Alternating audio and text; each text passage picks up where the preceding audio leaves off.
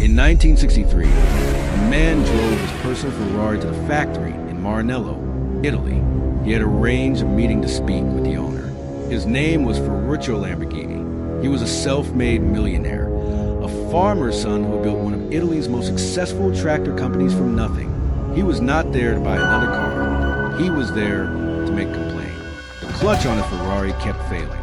He'd figure out why, and he wanted Enzo Ferrari to know about it. What happened next, in that office in Maranello, lasted less than 10 minutes, and it changed the history of the automobile forever. What Enzo Ferrari said to Ferruccio Lamborghini in that room has been quoted, disputed, and mythologized for 60 years. But what is not disputed is what Lamborghini did next. He went home. He hired Ferrari's best engineers. He designed a car that was better, faster, and more refined than anything Ferrari had ever built. And he exhibited it at the Turin Motor Show of 1963.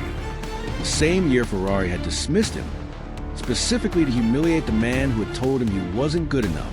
Ferruccio Lamborghini was born in 1916 in the small agricultural town of Rinazzo di Cento in Emilia-Romagna, the same region of Italy that would also produce Ferrari, Maserati, and Ducati.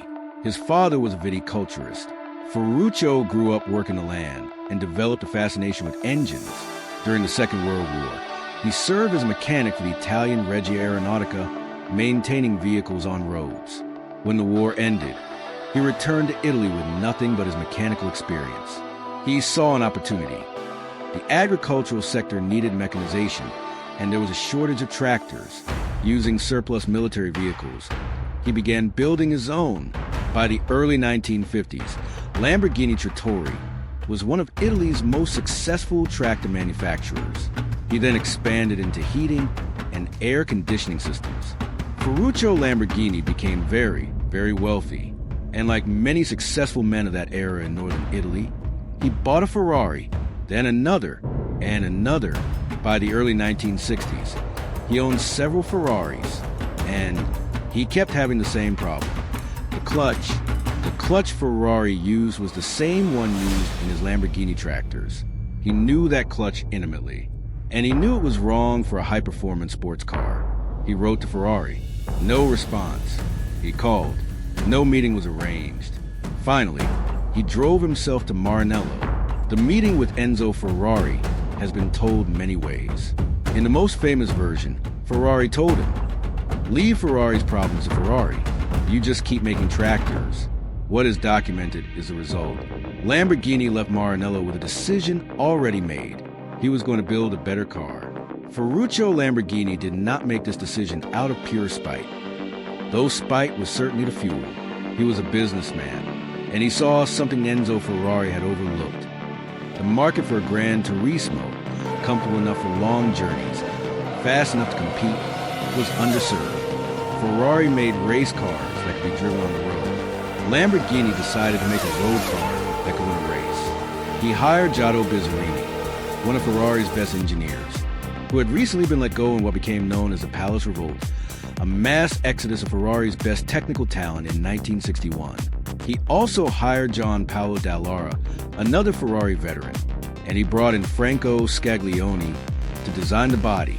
The team Lamborghini assembled in 1962 was, in many ways, Ferrari's best engineers. Turn against Ferrari. The car they built was the 350 GT. It debuted at the Turin Motor Show in November 1963. It was faster than the Ferrari 250 GT that had inspired it.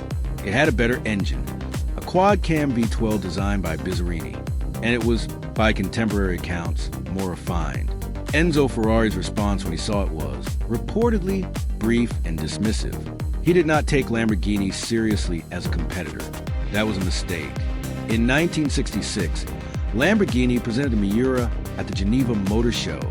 It is, by most assessments, one of the most important cars in automotive history. It was the first mid-engine production supercar. It was so revolutionary in its design, its performance, and its concept that it essentially created a new category of automobile.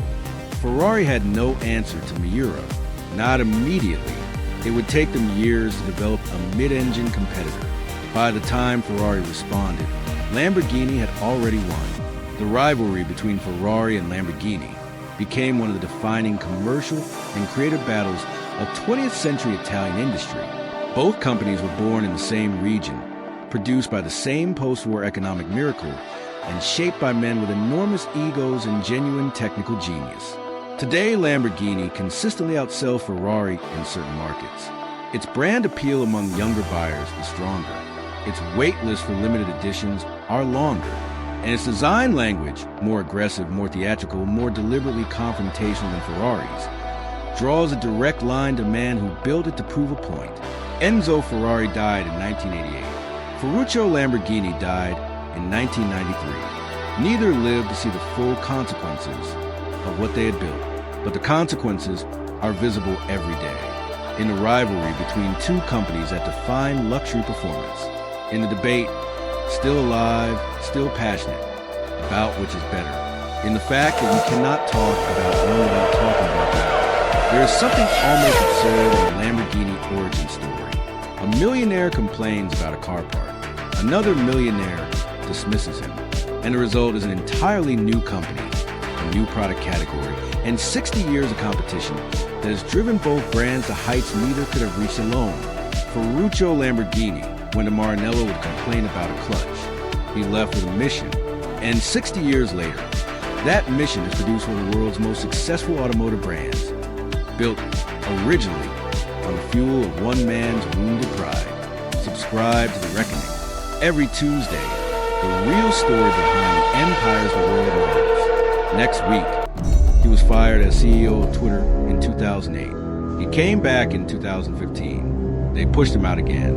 And then he helped engineer a $44 billion acquisition that destroyed the institution that had rejected him twice. Jack Dorsey. Subscribe.